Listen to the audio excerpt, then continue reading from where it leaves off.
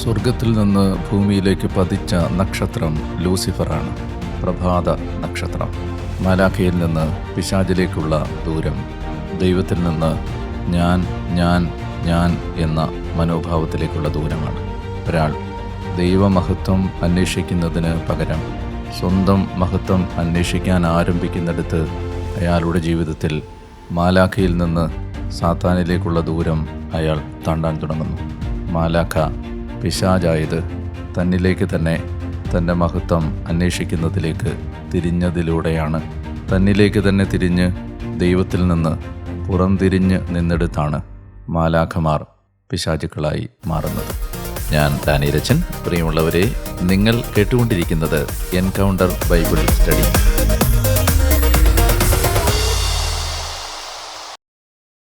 പ്രിയമുള്ളവരെ, നിങ്ങൾ കേട്ടുകൊണ്ടിരിക്കുന്നത് എൻകൗണ്ടർ ബൈബിൾ സ്റ്റഡി.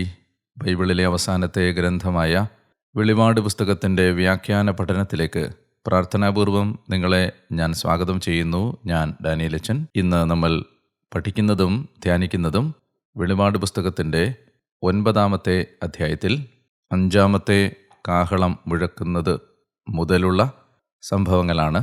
വെളിപാട് പുസ്തകത്തിൻ്റെ 9-ാമത്തെ അധ്യായം 1 മുതലുള്ള തിരുവചനം. 5-ാമത്തെ കാഹളം. 5-ാമത്തെ ദൂതൻ കാഹളം മുഴക്കി.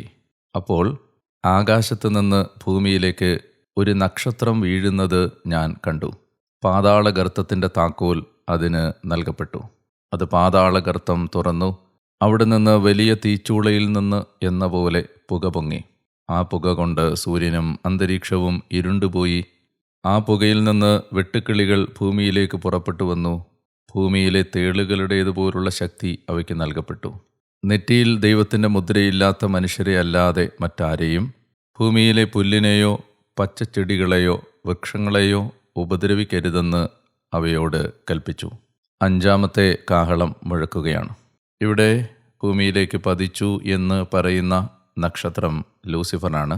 യെശയ്യാ പ്രവചനം 14-ാം അധ്യായം 12, 13, 14 വാക്യങ്ങളിലും ലൂക്കാസ് വിശേഷം 10-ാം അധ്യായം 18-ാം തിരുവചനത്തിലും വെളിപാട് പുസ്തകത്തിൽ തന്നെ അധ്യായം 12-ൽ വാക്യങ്ങൾ 7 മുതൽ 9 വരെയും ഭൂമിയിലേക്ക് പതിച്ച നക്ഷത്രം ലൂസിഫറും അവൻ്റെ അനുയായികളുമാണ് എന്ന സൂചന വ്യക്തമായി ബൈബിൾ നൽകുന്നുണ്ട്.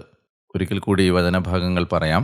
യെശയ്യാ അധ്യായം 14, 12 മുതൽ 14 വരെയും ലൂക്കാസ് വിശേഷത്തിൻ്റെ 10-ാം അധ്യായം 18-ാമത്തെ വാക്യത്തിലും വെളിപാട് പുസ്തകം 12-ാം അധ്യായം 7 മുതൽ 9 വരെ വാക്യങ്ങളിലും നമുക്ക് മാലാഖമാർ അധപ്പതിച്ച് പിശാചുക്കളായി മാറിയതിനെക്കുറിച്ചുള്ള ബൈബിളിലെ വിവരണങ്ങൾ കാണാൻ കഴിയും. ഞാൻ നിങ്ങളുടെ അറിവിന് വേണ്ടി ഒരു ഭാഗം മാത്രം വായിക്കാം. അത് യെശയ്യാ 14, 12 മുതലാണ്. ഉഷസിൻ്റെ പുത്രനായ പ്രഭാത നക്ഷത്രമേ, നീ എങ്ങനെ ആകാശത്തു നിന്ന് വീണു? ജനതകളെ കീഴടക്കിയിരുന്ന നിന്നെ എങ്ങനെ തറയിൽ വെട്ടിവീഴ്ത്തി? നീ തന്നെത്താൻ പറഞ്ഞു, ഞാൻ സ്വർഗത്തിലേക്ക് കയറും. ഉന്നതത്തിൽ ദൈവത്തിൻ്റെ നക്ഷത്രങ്ങൾക്കുപരി എൻ്റെ സിംഹാസനം ഞാൻ സ്ഥാപിക്കും. ഉത്തരദിക്കിൻ്റെ അതിർത്തിയിലെ സമാഗമ പർവ്വതത്തിൻ്റെ മുകളിൽ ഞാൻ ഇരിക്കും. ഉന്നതമായ മേഘങ്ങൾക്ക് മീതെ ഞാൻ കയറും. ഞാൻ അത്യുന്നതനെ പോലെ ആകും. എന്നാൽ നീ പാതാളത്തിൻ്റെ അഗാധഗർത്തത്തിലേക്ക് തള്ളിയിടപ്പെട്ടിരിക്കുന്നു. നോക്കുക, ഇവിടെ ഞാൻ ഞാൻ ഞാൻ എന്ന് 5 പ്രാവശ്യമാണ് ആവർത്തിക്കപ്പെടുന്നത്. ഒരു വ്യക്തി ദൈവമഹത്വം അന്വേഷിക്കുന്നതിൽ നിന്ന് തൻ്റെ മഹത്വം അന്വേഷിക്കുന്നതിലേക്ക് അയാളുടെ ലക്ഷ്യം മാറുമ്പോൾ മാലാഖ പിശാചായി മാറുകയാണ്. നമ്മിലേക്ക് തന്നെ തിരിയാനുള്ള സ്വാഭാവികമായ മനുഷ്യ സഹജമായ വീണുപോയ മനുഷ്യൻ്റെ ബലഹീന പ്രകൃതി നമുക്കുണ്ട്. സത്യത്തിൽ ക്രിസ്തുവിൻ്റെ സുവിശേഷം നമ്മെ സഹായിക്കേണ്ടത് നമ്മിലേക്ക് തന്നെ വളഞ്ഞു വരാനുള്ള ഈ സ്വാർത്ഥപരതയെ അതിജീവിക്കാനാണ്. അതുകൊണ്ടാണ് സുവിശേഷങ്ങളിൽ ആവർത്തിച്ച് ഈശോ പറഞ്ഞു തന്നത്, തന്നെ തന്നെ പരിത്യജിക്കാതെ, സ്വയം ഉപേക്ഷിക്കാതെ ഒരുവൻ എൻ്റെ ശിഷ്യനായിരിക്കാൻ സാധിക്കുകയില്ല. നമുക്കറിയാം, മനുഷ്യൻ്റെ ഏറ്റവും സഹജമായ ബലഹീനതയാണ് എല്ലാ കാര്യങ്ങളിലും അവനവൻ്റെ സന്തോഷങ്ങൾ തിരയുക എന്നത്. അരിച്ചരിച്ചടിയിലേക്ക് പോയി ഏറ്റവും ശുദ്ധവും നിർമ്മലവുമായ ഒരു വിശകലനം നമ്മെക്കുറിച്ച് നടത്തിയാൽ നമുക്ക് മനസ്സിലാകുന്ന ഒരു സത്യമുണ്ട്. നമ്മുടെ എല്ലാ പ്രവൃത്തികളും നമ്മുടെ തന്നെ സ്വാർത്ഥപരമായ ഏതൊക്കെയോ സന്തോഷങ്ങളെ ലക്ഷ്യമാക്കിയുള്ളതാണ്. വിശുദ്ധ അഗസ്തീനോസും പിന്നീട് ഈ കാലഘട്ടത്തിൽ ബെനഡിക്റ്റ് 16 മാർപ്പാപ്പയും ഈ ആശയത്തെ നന്നായി വിശദീകരിച്ചിട്ടുള്ളവരാണ്. നമ്മൾ നന്മ പ്രവൃത്തികളെന്ന് പറഞ്ഞ് ചെയ്യുന്ന പല കാര്യങ്ങൾ പോലും ആത്യന്തികമായി അന്വേഷിക്കുന്നത് നമ്മുടെ തന്നെ സ്വാർത്ഥപരമായ ചില സന്തോഷങ്ങളും ഗൂഢമായ ചില ലക്ഷ്യങ്ങളുമാണ്. അതുകൊണ്ട് എല്ലാ പ്രവൃത്തികളും സ്വാഭാവികമായും മലിനമാക്കപ്പെടുന്നുണ്ട്. ഈ തന്നിലേക്ക് തന്നെ തിരിയാനുള്ള മനുഷ്യൻ്റെ വീണുപോയ മനുഷ്യപ്രകൃതിയുടെ സ്വാഭാവിക പ്രവണതയെ ഒരാൾ അതിജീവിക്കേണ്ടത് ക്രിസ്തുവാകുന്ന സന്തോഷത്തിലേക്ക് തിരിഞ്ഞുകൊണ്ടാണ്. എല്ലാ കാര്യങ്ങളിലും ദൈവമഹത്വം അന്വേഷിക്കാൻ നമ്മൾ നമ്മളെ തന്നെ പരിശീലിപ്പിക്കേണ്ടതുണ്ട്. ഒരു പ്രവൃത്തിയുടെ ക്രിസ്തീയമായ മൂല്യത്തെ നമ്മൾ അളക്കേണ്ടത് ആ പ്രവൃത്തി എത്രമാത്രം ദൈവമഹത്വം അന്വേഷിക്കുന്ന പ്രവൃത്തിയാണ് എന്നുള്ള ഒരു മാനദണ്ഡം വച്ചിട്ടാണ്. ഏത് പ്രവൃത്തി ചെയ്യുമ്പോഴും അത് ക്രിസ്തുവിൽ നിന്ന് വരുന്ന ഒരു പ്രവൃത്തിയായി മാറണമെങ്കിൽ, അത് ആത്മാവിൽ നിന്നുള്ള ഒരു പ്രവൃത്തിയായി മാറണമെങ്കിൽ അവയുടെ ഇൻറ്റൻഷൻസിനെ പ്യൂരിഫൈ ചെയ്യേണ്ടതുണ്ട്. ഉദ്ദേശ്യ ശുദ്ധിയെ നമ്മൾ ശുദ്ധീകരിച്ചെടുക്കേണ്ടതുണ്ട്. ആത്യന്തികമായി അത് അന്വേഷിക്കുന്നത് ക്രിസ്തുവിൻ്റെ മഹത്വമാണോ, ക്രിസ്തുവിനോടുള്ള സ്നേഹമാണോ അത് ചെയ്യാനുള്ള പ്രേരണ എന്നുള്ളത് മാത്രമാണ് ഒരു പ്രവൃത്തിയുടെ നന്മയെ നിർണ്ണയിക്കുന്ന സുവിശേഷാനുസൃതമായ മാനദണ്ഡം. അല്ലാത്ത പ്രവൃത്തികളെ ബൈബിൾ വിളിക്കുന്ന പേര് നിർജീവ പ്രവൃത്തികൾ, ഡെഡ് വർക്ക് എന്നാണ്. ഞാൻ പറഞ്ഞു വരുന്നത്, മാലാഖയിൽ നിന്ന് പിശാചിലേക്കുള്ള ദൂരം നമ്മൾ വിചാരിക്കുന്നതിനേക്കാൾ സൂക്ഷ്മമാണ്, സട്ടിലാണ്. അതുകൊണ്ട് വളരെ സൂക്ഷ്മതയോടെ നമ്മുടെ ജീവിതത്തെയും പ്രവൃത്തികളെയും പ്രവൃത്തികളുടെ പിന്നിലുള്ള ഉദ്ദേശ്യശുദ്ധികളെയും വിലയിരുത്താതെ നമുക്ക് നാം ചെയ്യുന്ന പ്രവൃത്തി ക്രിസ്തുവിൽ നിന്ന് വരുന്ന പ്രവൃത്തിയാണോ എന്ന് അടയാളപ്പെടുത്താൻ കഴിയില്ല. 5-ാമത്തെ കാഹളം മുഴക്കുന്നത് വരെ മനുഷ്യർക്ക് നേരിട്ട് പീഡനം ഉണ്ടാകുന്നില്ലായിരുന്നു. അതായത് 4-ാമത്തെ കാഹളം വരെ മനുഷ്യൻ പീഡിപ്പിക്കപ്പെട്ടത് പരോക്ഷമായിട്ടാണ്, ഇൻഡയറക്റ്റായിട്ടാണ്. മനുഷ്യന് ആവശ്യമായ വിഭവങ്ങൾ നശിപ്പിക്കപ്പെട്ടത് വഴി മനുഷ്യജീവിതം ദുസ്സഹമായി എന്നതൊഴിച്ചാൽ 5-ാമത്തെ കാഹളം മുഴക്കുന്നതുവരെ മനുഷ്യൻ നേരിട്ട് പീഡനത്തിന് വിധേയമായിരുന്നില്ല. എന്നാൽ ഇവിടെ മുതൽ, അതായത് 5-ാം കാഹളം മുഴക്കപ്പെടുന്നത് മുതൽ മനുഷ്യൻ നേരിട്ട് പീഡനത്തിന്, ദുരിതങ്ങൾക്ക് വിധേയമാവുകയാണ്. Direct tribulation to humanity. ആകാശത്ത് നിന്ന് ഭൂമിയിലേക്ക് നക്ഷത്രം വീഴുമ്പോൾ പാതാളഗർത്തത്തിൻ്റെ താക്കോൽ അതിന് നൽകപ്പെട്ടു. പിശാചുക്കളുടെ വാസസ്ഥലം പാതാളം അഥവാ നരകമാണ് എന്നാണ് ബൈബിളിൻ്റെ സൂചന.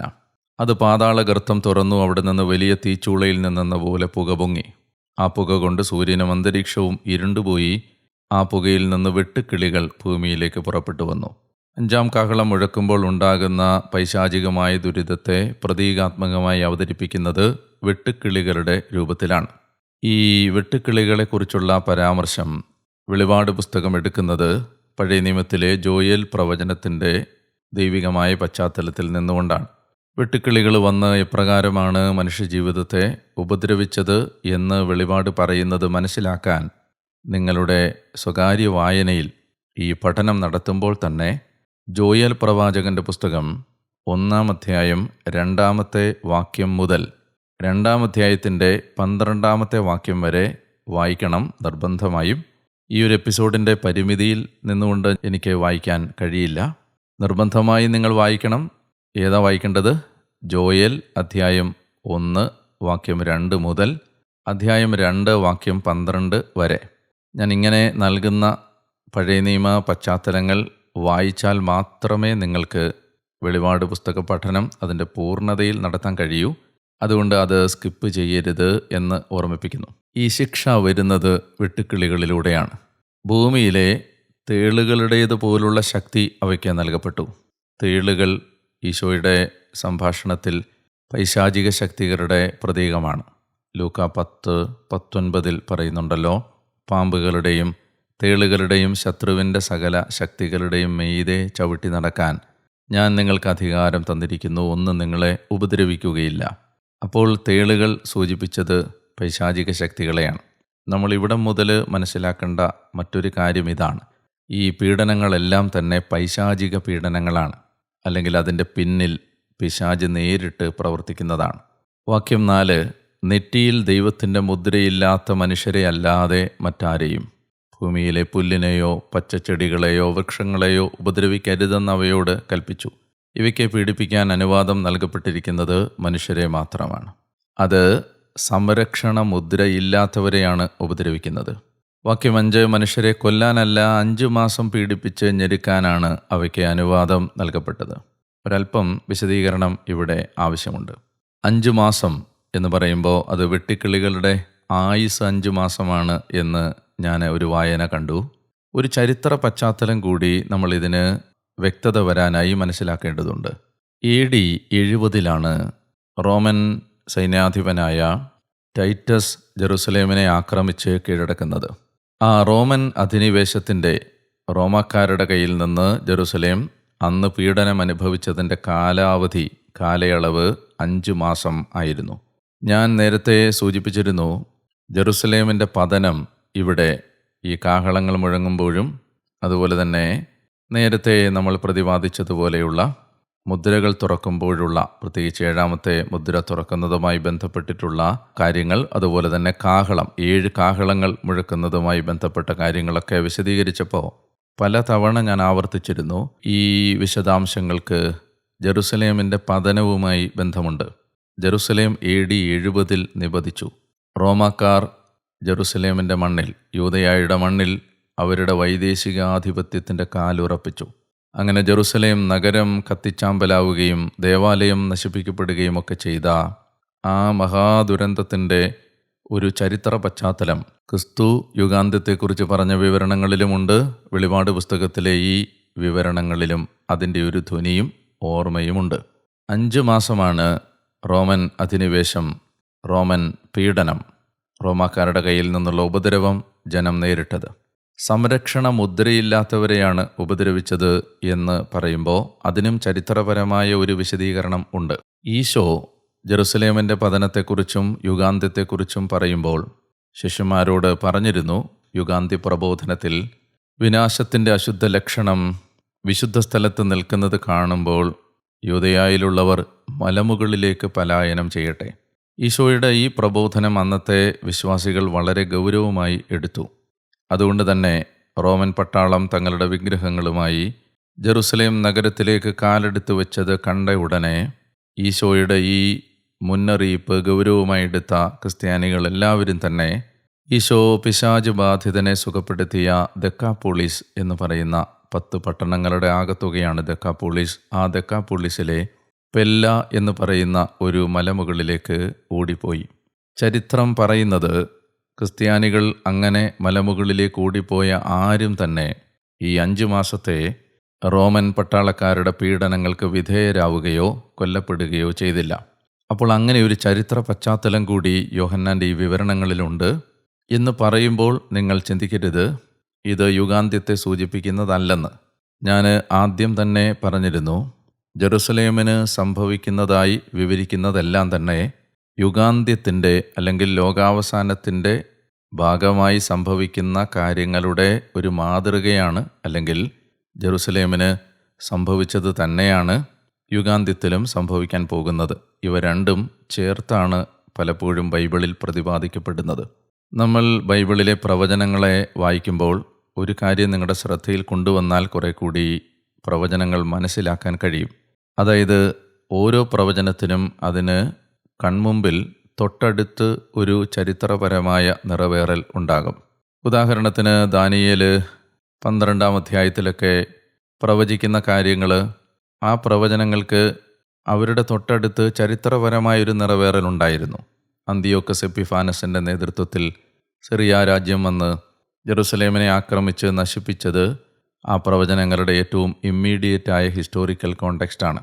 എന്നാൽ അത് തന്നെ യുഗാന്ത്യത്തിൻ്റെയും അടയാളമാണ്. അപ്പോൾ അത് തൊട്ടടുത്തുള്ള ഒരു ചരിത്ര നിറവേറലുണ്ട്. ആ കൂട്ടത്തിൽ തന്നെ അതിന് വിദൂര ഭാവിയിൽ സംഭവിക്കുന്ന കാര്യങ്ങളുടെ ധ്വനി കൂടി ഉണ്ട്. ഇപ്പോൾ ബൈബിളിലെ എല്ലാ പ്രവചനങ്ങൾക്കും തൊട്ടടുത്തൊരു നിറവേറലുണ്ട്, ചരിത്രപരമായ ഒരു നിറവേറൽ. അതോടൊപ്പം തന്നെ അത് ഭാവിയിൽ സംഭവിക്കാൻ പോകുന്ന കാര്യങ്ങളെക്കുറിച്ചുള്ള പ്രവചനങ്ങൾ കൂടിയാണ്. ഈ രണ്ട് ദിശകളിൽ വേണം പ്രവചനങ്ങളെ വ്യാഖ്യാനിക്കാൻ. ഞാൻ പറഞ്ഞു വരുന്നത് ജെറുസലേമിൻ്റെ പതനം യുഗാന്ത്യത്തിൽ സംഭവിക്കുന്ന കാര്യങ്ങളുടെ മാതൃകയാണ്, മോഡലായിട്ടാണ് വർക്ക് ചെയ്യുന്നത്. 9-ാം അധ്യായത്തിൻ്റെ 5-ാമത്തെ വാക്യം, മനുഷ്യരെ കൊല്ലാനല്ല 5 മാസം പീഡിപ്പിച്ച് ഞെരുക്കാനാണ് അവയ്ക്ക് അനുവാദം നൽകപ്പെട്ടത്. അവരുടെ പീഡനമാകട്ടെ തേള് കുത്തുമ്പോഴത്തേതുപോലെ തന്നെ. ആ നാളുകളിൽ മനുഷ്യൻ മരണത്തെ തേടും, പക്ഷെ കണ്ടെത്തുകയില്ല. അവർ മരിക്കാൻ ആഗ്രഹിക്കും, എന്നാൽ മരണം അവരിൽ നിന്ന് ഓടി അകലും. മനുഷ്യൻ മരണത്തെ തേടും, പക്ഷെ കണ്ടെത്തില്ല. മരിക്കാൻ ആഗ്രഹിക്കും, പക്ഷേ മരണം അവരിൽ നിന്ന് ഓടി അകലും. വെട്ടുക്കിളികൾ പടക്കോപ്പണിഞ്ഞ കുതിരകൾക്ക് സദൃശ്യമായിരുന്നു. അവയുടെ തലയിൽ സ്വർണ്ണക്കിരീടം പോലെ എന്തോ ഒന്ന്, മുഖം മനുഷ്യമുഖം പോലെയും. ഇത് റോമൻ പട്ടാളത്തിൻ്റെ അധിനിവേശത്തിൻ്റെ പ്രതീകമാണ് എന്ന് ഞാൻ പറഞ്ഞിരുന്നു. പൈശാചികമായ ഒരു ശക്തിയുടെ പിൻബലമാണ്, അല്ലെങ്കിൽ പൈശാചികമായൊരു പ്രവർത്തനമാണ് ജെറുസലേം തകർക്കപ്പെട്ടതിൻ്റെ പിന്നിൽ പ്രവർത്തിച്ചത്. 8-ാമത്തെ വാക്യം, അവയ്ക്ക് സ്ത്രീകളുടേതുപോലുള്ള തലമുടി, സിംഹങ്ങളുടേതുപോലുള്ള പല്ലുകൾ, ഇരുമ്പ് കവചങ്ങൾ പോലുള്ള ശൽക്കങ്ങൾ, അവയുടെ ചിറകുകളുടെ ശബ്ദം പോർക്കളത്തിലേക്ക് പായുന്ന അനേകം അശ്വരഥങ്ങളുടെ ശബ്ദം പോലെ. അവയ്ക്ക് തേളുകളുടേതുപോലെ വാലും വിഷമുള്ളും ഉണ്ടായിരുന്നു. ഈ വാലുകളിൽ 5 മാസത്തേക്ക് മനുഷ്യരെ പീഡിപ്പിക്കാൻ പോകുന്ന ശക്തി ഉണ്ടായിരുന്നു. പാതാളത്തിൻ്റെ ദൂതനാണ് അവയുടെ രാജാവ്. അവൻ്റെ പേര് ഹെബ്രായ ഭാഷയിൽ അബദോൻ, ഗ്രീക്ക് ഭാഷയിൽ അപ്പോളിയോൻ. ഇവിടെ വിവരിക്കുന്ന തേളുകളുടെയും അശ്വരഥങ്ങളുടെയും സിംഹങ്ങളുടെയും ഇങ്ങനെ വിവരിക്കപ്പെടുന്ന എല്ലാ സൂചനകളും റോമൻ പട്ടാളം വന്ന് പ്രവേശിച്ച് ജെറുസലേം നശിപ്പിച്ചതുമായി ബന്ധപ്പെട്ട പ്രതീകാത്മകമായ വിവരണങ്ങളാണ്. പേര് പറയുകയാണ്, പാതാളത്തിൻ്റെ ദൂതനാണ് അവയുടെ രാജാവ്. അവൻ്റെ പേര് ഹെബ്രായ ഭാഷയിൽ അബദോൻ, ഗ്രീക്ക് ഭാഷയിൽ അപ്പോളിയോൻ. അപ്പോളിയോൻ എന്ന വാക്കിൻ്റെ അർത്ഥം ഡിസ്ട്രോയർ, നശീകരിക്കുന്നവൻ, നശിപ്പിക്കുന്നവൻ എന്നാണ്. ഞാൻ പറഞ്ഞിരുന്നു, ടൈറ്റസ് എന്ന സൈന്യാധിപൻ്റെ നേതൃത്വത്തിലാണ് ജെറുസലേം നശിപ്പിക്കപ്പെട്ടത് AD 70. ടൈറ്റസ് ഒരു റോമൻ പട്ടാളം. ആ പട്ടാളത്തിന് വിവിധങ്ങളായ ഗണങ്ങളുണ്ട്. ലീജിയൻ എന്നാണ് അതിന് പറയുന്നത്. അങ്ങനെ ടൈറ്റസ് അധികാരിയായിരുന്ന ലീജിയൻ്റെ പേര് അപ്പോളിനാരിൻ എന്നായിരുന്നു. അതിൽ നിന്നാവണം അപ്പോളിയോൻ, ഡിസ്ട്രോയർ എന്ന വാക്ക് ഇവിടെ വെളിപാട് പുസ്തകം ഉപയോഗിക്കുന്നത്. ഒരു കാര്യം കൂടി ഇന്നത്തെ എപ്പിസോഡിൽ നമുക്ക് ചിന്തിക്കാനുണ്ട്. 8-ാം അധ്യായം അവസാനിച്ചപ്പോൾ 5-ാമത്തെ കാഹളം മുഴക്കുന്നത് മുതലുള്ള കാര്യങ്ങൾക്ക് മുൻപായി ഒരു വാചകം അവിടെ പറഞ്ഞിരുന്നു. വെളിപാട് പുസ്തകം 8-ാം അധ്യായം 13-ാമത്തെ വാക്യം, പിന്നെ മധ്യാകാശത്തിൽ പറക്കുന്ന ഒരു കഴുകനെ ഞാൻ കണ്ടു. വലിയ സ്വരത്തിൽ അതിങ്ങനെ വിളിച്ചു പറയുന്നതും കേട്ടു, ഇനിയും കാഹളം മുഴക്കാനിരിക്കുന്ന 3 ദൂതന്മാരുടെ കാഹളധ്വനി മൂലം ഭൂവാസികൾക്ക് ദുരിതം, ദുരിതം, ദുരിതം. ഇവിടെ ഉപയോഗിക്കുന്നൊരു വാക്കാണ് ഭൂവാസികൾ. ആരാണ് വെളിപാട് പുസ്തകം സൂചിപ്പിക്കുന്ന ഭൂവാസികൾ? The inhabitants of the earth. ഈ വാക്ക്, ഭൂവാസികൾ എന്ന വാക്ക്, വെളിപാട് പുസ്തകത്തിൽ മിക്കപ്പോഴും ഉപയോഗിക്കുന്നത്, അതായത് 10 പ്രാവശ്യം ഉപയോഗിക്കുന്നുണ്ട്. 10 പ്രാവശ്യവും ഉപയോഗിക്കുന്നത് നെഗറ്റീവായിട്ടാണ്. ഭൂവാസികൾ എന്ന വെളിപാട് പുസ്തകത്തിലെ പ്രയോഗം സൂചിപ്പിക്കുന്നത് ഒരു കൂട്ടം മനുഷ്യരെയാണ്. അവർ ഈ ഭൂമിയിൽ ദൈവത്തിൻ്റെ തിരഞ്ഞെടുക്കപ്പെട്ടവർ സംരക്ഷിക്കപ്പെടുമ്പോൾ സംരക്ഷണ മുദ്രയില്ലാതെ പീഡനങ്ങൾക്കും മരണത്തിനും വിധേയമാകാൻ പോകുന്ന ജനതയാണ്. അവരാണ് ഭൂവാസികൾ. അതായത് ദൈവത്തിൻ്റെ തിരഞ്ഞെടുക്കപ്പെട്ടവർ ഈ പക്ഷത്ത് നിൽക്കുമ്പോൾ മറുപക്ഷത്ത് നിൽക്കുന്നവരെയാണ് ഭൂവാസികൾ എന്ന വാക്കുകൊണ്ട് വെളിപാട് പുസ്തകം ഉദ്ദേശിക്കുന്നത്.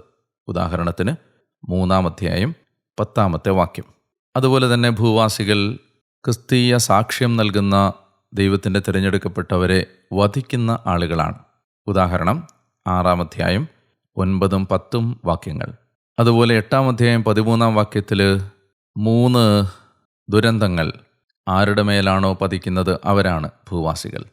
11-ാം അധ്യായം 10-ാം വാക്യത്തിൽ 2 പ്രാവശ്യം പറയുന്നുണ്ട്, ദൈവത്തിൻ്റെ 2 അഭിഷിക്ത പ്രവാചകരുടെ മരണത്തിൽ സന്തോഷിക്കുന്ന ദൈവജനത്തിന് എതിർപക്ഷത്ത് നിൽക്കുന്ന ആളുകളായി അവരെ 11-ാം അധ്യായം 10-ാം വാക്യത്തിൽ അവതരിപ്പിക്കുന്നുണ്ട്. 13-ാം അധ്യായം 8-ാം വാക്യത്തിലും 12-ാം വാക്യത്തിലും മൃഗത്തെ ആരാധിക്കുന്നവരാണ്, അതായത് എതിർ ക്രിസ്തുവിനെ ആരാധിക്കുന്നവരാണ് ഭൂവാസികൾ. 13-ാം അധ്യായം 14-ാം വാക്യത്തിൽ വ്യാജപ്രവാചകനാൽ എതിർ ക്രിസ്തുവിൻ്റെ വ്യാജപ്രവാചകനാൽ വഞ്ചിക്കപ്പെടുന്നവരാണ് ഭൂവാസികൾ, വഴിതെറ്റിക്കപ്പെടുന്നവരാണ് ഭൂവാസികൾ. 17-ാം അധ്യായം 2-ാം വാക്യത്തിൽ ബാബിലോണിൻ്റെ അധാർമികതയുടെ വീഞ്ഞ് കുടിക്കുന്നവരാണ്, ബാബിലോൺ അധാർമികതയിൽ ജീവിക്കുന്നവരാണ് ഭൂവാസികൾ. 17-ാം അധ്യായം 8-ാം വാക്യത്തിൽ ജീവൻ്റെ ഗ്രന്ഥത്തിൽ പേരെഴുതപ്പെടാത്തവരാണ് ഭൂവാസികൾ. ഞാൻ ഇത്രയും വിശദമായി ഇത് പറഞ്ഞത് ഭൂവാസികൾ എന്ന വാക്ക് കേൾക്കുമ്പോൾ ഭൂമിയിലുള്ള എല്ലാവരും എന്ന് നിങ്ങൾ തെറ്റിദ്ധരിക്കരുത്. അത് ക്രിസ്തുവിൻ്റെ തിരഞ്ഞെടുക്കപ്പെട്ടവരല്ലാത്തവരെ ഉദ്ദേശിച്ച് വെളിപാട് പുസ്തകത്തിൽ പ്രയോഗിക്കുന്ന ഒരു പ്രയോഗമാണ് ഭൂവാസികൾ എന്ന പ്രയോഗം. എന്നാൽ അതേ സമയത്ത് തന്നെ വിശ്വാസികളെ സൂചിപ്പിക്കാൻ സ്വർഗീയ ജനത എന്ന അർത്ഥത്തിലുള്ള ഒരു വാക്കാണ് ഉപയോഗിക്കുന്നത്. ഉദാഹരണത്തിന് 13-ാമത്തെ അധ്യായത്തിൻ്റെ 6-ാമത്തെ വാക്യത്തിൽ ഞാൻ വായിക്കാം. ദൈവത്തിനെതിരെ ദൂഷണം പറയാൻ അത് വായി തുറന്നു, അവിടുത്തെ നാമത്തെയും അവിടുത്തെ വാസസ്ഥലത്തെയും സ്വർഗത്തിൽ വസിക്കുന്നവരെയും അത് ദുഷിച്ചു പറഞ്ഞു. ഇവിടെ സ്വർഗത്തിൽ വസിക്കുന്നവരെന്ന് ഉദ്ദേശിക്കുന്നത് ഭൂവാസികളുടെ എതിർപക്ഷത്ത് നിൽക്കുന്ന ദൈവത്തിൻ്റെ തിരഞ്ഞെടുക്കപ്പെട്ട വിശുദ്ധ ജനതയാണ്. അപ്പോൾ ദൈവത്തിൻ്റെ ജനതയെ സ്വർഗത്തിൽ വസിക്കുന്നവരെന്നും ദൈവത്തിൻ്റെ ജനതയുടെ ഭാഗമല്ലാത്തവരെ, ക്രിസ്തുവിൻ്റെ ഭാഗമല്ലാത്തവരെ ഭൂവാസികളെന്നും വെളിപാട് പുസ്തകം ഉദ്ദേശിക്കുന്നു. പ്രിയപ്പെട്ടവരെ, ഇന്നത്തെ എപ്പിസോഡ് ഞാൻ അവസാനിപ്പിക്കുകയാണ്. ഇന്ന് 5-ാമത്തെ കാഹളം മുഴക്കുന്നതുമായി ബന്ധപ്പെട്ട് സംഭവിക്കുന്ന കാര്യങ്ങളിലാണ് നമ്മൾ ശ്രദ്ധ വെച്ചത്. എന്തിനാണ് ഈ പീഡനങ്ങൾ അനുവദിച്ചത് എന്നതിൻ്റെ ഉദ്ദേശം 9-ാം അധ്യായത്തിൻ്റെ അവസാന ഭാഗങ്ങളിലുണ്ട്. ഞാനത് 6-ാമത്തെ കാഹളം മുഴക്കുന്നതുമായി ബന്ധപ്പെട്ട കാര്യങ്ങൾ വിശദീകരിക്കുമ്പോൾ പറയാം. നിങ്ങൾ വെളിപാട് പുസ്തകം പഠിക്കുന്നു എന്ന് പലയിടങ്ങളിലായി എന്നെ കാണുമ്പോൾ പറയുന്നത് കേൾക്കുന്നത് എനിക്ക് സന്തോഷമാണ്. കാരണം ബൈബിളിലെ ഒരല്പം ഗഹനമായ ഈ പുസ്തകം പഠിക്കാൻ നിങ്ങൾ അല്പസമയം കണ്ടെത്തുന്നു. നിങ്ങൾ ശാന്തമായി എവിടെയെങ്കിലും ഒരിടത്ത് ഇരുന്ന് ബുക്കും പേനയും ഒക്കെ വെച്ച് നോട്ടൊക്കെ എഴുതി ബൈബിളിൽ ഞാൻ പഴയ നിയമത്തിൽ നിന്ന് ഉദ്ധരിക്കുന്ന ഭാഗങ്ങളൊക്കെ വായിക്കുകയോ എഴുതുകയോ ചെയ്ത് ഗൗരവമായി പഠിക്കുമ്പോൾ ഈ പുസ്തക പഠനം നമുക്ക് വലിയ ഒരു ആത്മീയ ഉയർച്ചയും അഭിവൃദ്ധിയും നൽകും.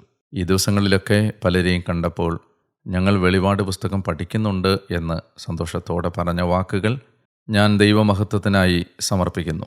ഒരു കാര്യം കൂടി നിങ്ങളെ ഓർമ്മിപ്പിക്കണമെന്ന് ഞാൻ ആഗ്രഹിച്ചത്, നിങ്ങൾ യൂട്യൂബിൽ ഈ പുസ്തക പഠനം നടത്തുമ്പോൾ നിങ്ങൾ ഒരുപാട് പേര് കമൻസ് എഴുതുന്നുണ്ട്, നിങ്ങളുടെ സന്തോഷം അറിയിച്ചുകൊണ്ട്.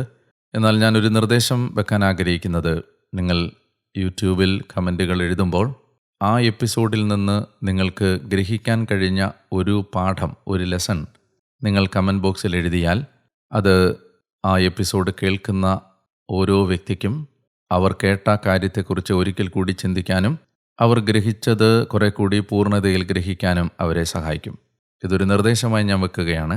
യൂട്യൂബിൽ നിങ്ങൾ വെളിപാട് പുസ്തക പഠനത്തിന് ശേഷം കമൻറ്റുകൾ എഴുതുമ്പോൾ ആ കേൾക്കുന്ന എപ്പിസോഡിൽ നിന്ന് നിങ്ങൾ പഠിച്ച ഒരാശയം 2-3 വാചകങ്ങളിലായി ഇംഗ്ലീഷിലോ മലയാളത്തിലോ എഴുതിയാൽ അത് ആ എപ്പിസോഡിൽ പങ്കെടുക്കുന്ന ആളുകൾക്ക്, കമൻറ്റുകൾ വായിക്കുന്നവർക്ക് ഒരു റീവൈൻഡിങ് സെഷനാകും.